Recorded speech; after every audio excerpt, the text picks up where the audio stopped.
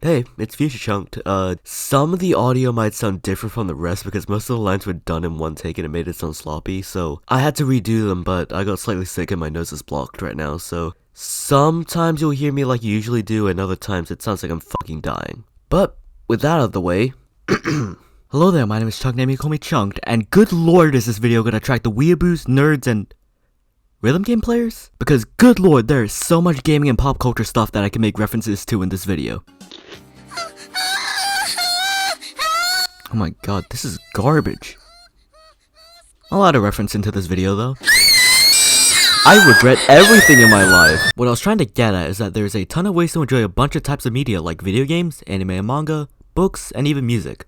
If you follow anything about these topics, you're bound to have different experiences with the community of people involved in whatever you're interested in. Some people like looking at the culture of their favorite topics, and others like the culture of their favorite things. So, you already know the drill by now. Let's begin with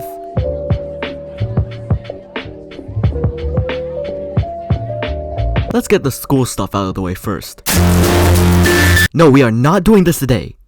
Maybe someday when I contemplate my life choices, but not today. Since I've already mentioned what happened in 2016 in another video, I'll talk about some more recent events. Starting in the wonderful world of 2020. Can't you believe that 3 years ago the entire world was put on lockdown unless you wanted to get the virus? Sorry, I got a bit sidetracked. So, I've already mentioned the story about the game with funny astronauts, so I'll talk about emulation. Nintendo's least favorite word unless you wanted to get sued. So I was messing around with a Wii emulator called Dolphin. I only did this because my personal laptop at the time was total ass and was made in like 2010? It was a Toshiba Satellite and the hard drive was so damn slow because I downloaded a shit ton of fan games and ROM hacks onto it. And also the RAM was like a single stick of 4GB DDR3. Which, as you know, that type of RAM is pretty slow compared to the stuff we have today. Maybe it was quick during its time, but not now. I also wanted to try out Wiimote syncing because this giant ass fossil didn't have Bluetooth. Surprisingly, it ran really well on the school laptops and whenever I had spare time, I just played New Super Mario Bros. Wii using my very legal backups. Then I decided to get Super Smash Bros. Brawl with Project M and a couple custom character mods to work, and I ended up bringing extra controllers just to play. I even got permission to use the whiteboard to play it on a bigger screen. All the results pretty much just ended with me winning because 5 to 7 years of playing Smash Bros. Does that to a person. I mean, it wasn't like I just let myself play because I'm not a selfish bastard. So I just let people battle each other for fun while I watched. I also mentioned this before, but I also handed out a bunch of video games from my hard drive and a lot of the video games I gave people were either multiplayer or horror games because I like making people suffer. I actually used the school's built-in file sharing to distribute it for a bit, but then they found out and disabled access because I guess no fun allowed. So I guess I just had to use good old USB file transfer. I think I slightly remembered this one time where my class and another class did this whole school fun day to celebrate the people graduating from both classes, and while people were playing laser tag, inflatable soccer, and many more, my group of friends was just playing video games on our laptops because of the stuff I handed out. I think I vaguely remember playing Rivals of Aether with Steam Workshop characters with a bunch of friends during that time, and me just sweeping the floor with Ronald McDonald. The story makes it kinda seem like I'm a shady guy in an alley that just sells drugs, but instead of the drugs I gave out knack too. Oh, also, 2020 was the year that I decided to record my voice, and because of that decision, it's the reason I'm making these videos on your screen right now. So going forward a bit in time, this story happened after the whole funny astronaut game ban. I decided to bring my Switch to school to play Mario Kart because if I can't use the school's laptop to play games, I gotta find a workaround, damn it. So I let a couple of my classmates play along, and after a while, another person in my class brought theirs too and also brought their dog to put it up on the giant ass screen we had because our class was divided into 2 rooms, one with a small whiteboard and one with a giant ass TV screen. I kinda missed that part of the year because of the feeling of playing video games with somebody as opposed to me now just playing with myself. That's what she said. Now, I guess God heard my cries because last year, he made that experience 100 times shittier. So the school I was at, emphasis on the was because everything about that school was horseshit, had an after school games club that you can join twice every term. So, with my caveman brain connecting the dots from the previous experiences that I've had with my old school, I thought it was gonna be exactly like that. Well, I was wrong in all the ways possible. It was mainly just me doing stuff by myself while everyone else was just doing their own separate thing. Even if I did ask people, they would just continue what they were doing before. Maybe it was my social anxiety, but good lord, every time I went there, it just made me feel like absolute human garbage. Honestly, I can go an entire video talking about this school, but the last time that I did that, I was probably running the risk of getting suspended from there and sued for defamation. It was a private Christian school. Those things are basically just traps for being strict. I honestly don't want to dwell on that topic anymore because I get some intrusive thoughts about that place. So let's move over and talk about arcades. I live in a part of Australia called South Australia. Try and guess where the name came from. And this place is the 5th most populated state in Australia, and because of that, we don't get a lot of the same things that Victoria or Queensland gets. At least we have a funny man who talks about iPods. But even though those two places have a bunch of arcades, I'm at least grateful that we have a couple arcades for me to waste money on. But there is one type of arcade game that always brings me back into the arcade. And that being, rhythm games.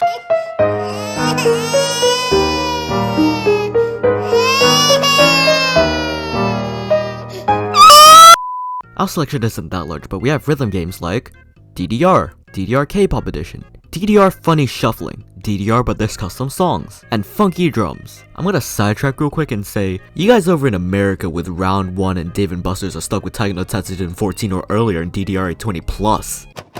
Hello, it's Future Chunked again. So, as I was editing this, Bandai Namco announced that they were doing localization tests for Tiger no Tatsujin at Dave & Buster's and Round 1. So part of this joke is pretty much ruined. At least we have DDR3 and you guys don't. Heh, suckers. Anyways, back to this guy, I guess. We have the most recent versions of both with all the newest songs. Yeah, but America has My My, Chunithm, Waka, B-Mania 2DX, Ongeki, Chrono Circle, Groove Coaster, Gitadora, Sound Voltex, Project Diva, Poppin' Music, Jubeat, Musica, Nostalgia. 2 hours later. Over 100 more Dance Rush machines and DDR Gold cabinets. God damn it, just let me have this one, okay? I'm guessing you guys have seen a group of people at an arcade playing DDR or Tiger no Tatsujin on max difficulty, right? Or maybe somebody playing with a really colorful washing machine while people watched. Well, I'm sorta in that skill range. I mean, look at me. This is what months of practice is like. I'm not that great at DDR since I only decided to play high level charts recently, but you can get there in the end. Your body needs a lot of stamina in order to play both games, and you need to turn your arms and legs to not get tired in the middle of a song. I played a really difficult song in Taiko once, and I was so close to a really good score, but then my arms got tired and sore, so I just shut down for a bit and failed. Oh yeah, also, this is a really easy way to go broke. I know because I have spent a total of $532 at arcades. I guess I just have really shitty spending habits because, good fucking lord, if I had $1,000 I would be in debt right now. I'm getting a bit off track, but I think I remember one day in May, I was hanging out with my good friend Delilah and I decided to play some Taiko because I was near the arcade, but when I got there, there was already a group of people playing, so I just had to wait. Once I actually got on though, that group of people saw my, at the time, mediocre skills and my lack of my own drumsticks and thought to themselves, this kid has potential. Then they invited me into their Discord server, which was all about people who played rhythm games in South Australia. They called themselves RGSA for obvious reasons. So now when I go to the arcade, I can notice people from that group because I've been talking with them for a while. I guess I could safely say that I'm a part of a group of really hardcore rhythm game players. Fast forward a couple months and in November, they held their first tournament that contained Tiger no Tatsujin. So I was determined to go in there and show off my skills and be the best. I was eliminated in round 3. At least the tournament was fun. I just joined for the hell of it, but the thrill of playing competitively was really nice to experience for the first time. There was also a Dance Rush tournament that was 100% worth the 30-minute drive to get there. Made me wish we had more rhythm game machines in Adelaide.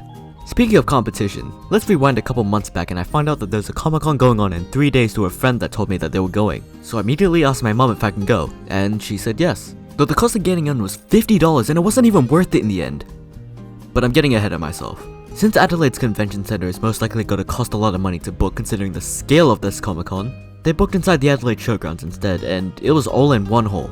While I was walking around, I saw a couple cosplays, booths advertising random products like off-brand gamer drinks, esport groups, and booths that sold merchandise. There was also 3 areas for event showcases. One had a panel for popular celebrities, one showed off cosplays, and one of them, well, I don't really count this as an event, but it literally just displayed people playing Just Dance. You know, I've been planning this video months in advance because this video was just gonna be talking about conventions, but I was so tempted to record that part of the convention and just say, nope, I'm out of here, and walk away because cringe makes for good content. You know, for being a convention for pop culture, I didn't really see that many things for video games.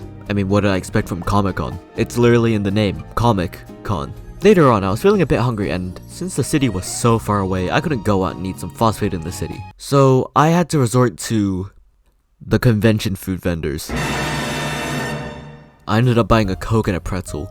The Coke was like $6 and the pretzel was $11. So I sat down, took a bite of the pretzel, and the pretzel was mostly salt.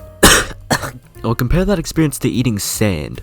After that salty experience,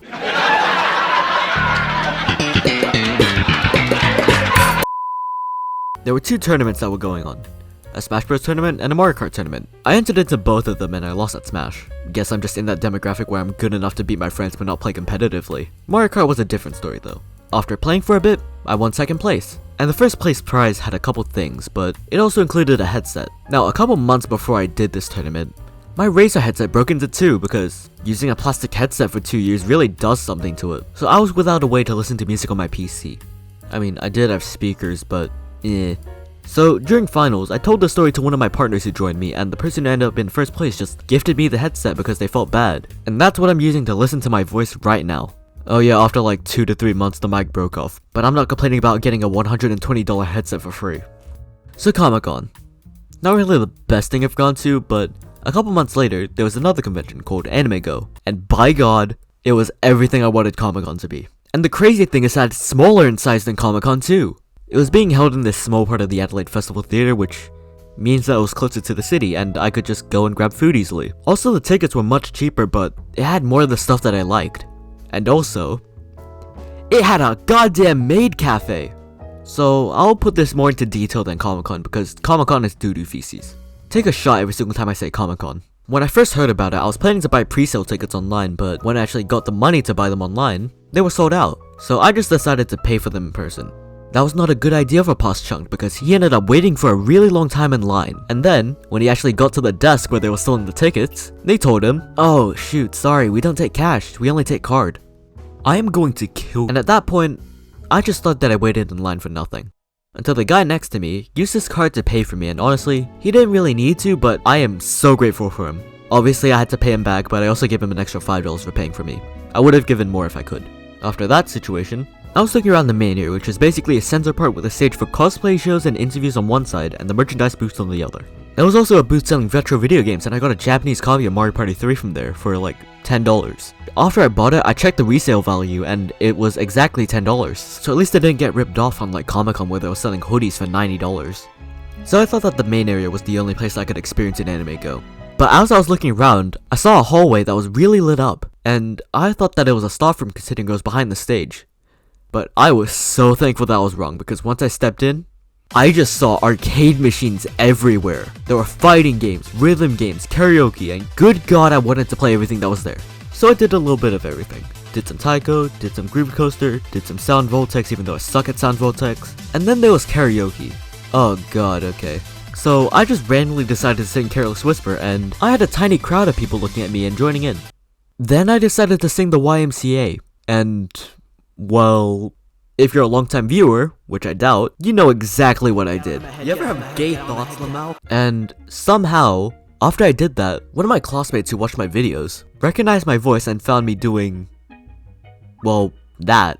After 2 to 3 hours of funny video games and also seeing a Makima cosplay holding somebody by a leash, you know, the usual, Delilah was meeting up with me because he wanted to go in too. So we ended up meeting up at the train station and heading back for him to buy some merchandise. Now, completely unrelated, but after we did that, we grabbed lunch at KFC, and Delilah, he made the most vile concoction I've ever seen. So he had potatoes and gravy, then he put Pepsi, popcorn chicken, and mayo into it. Then he shook it up and got this. Oh my god.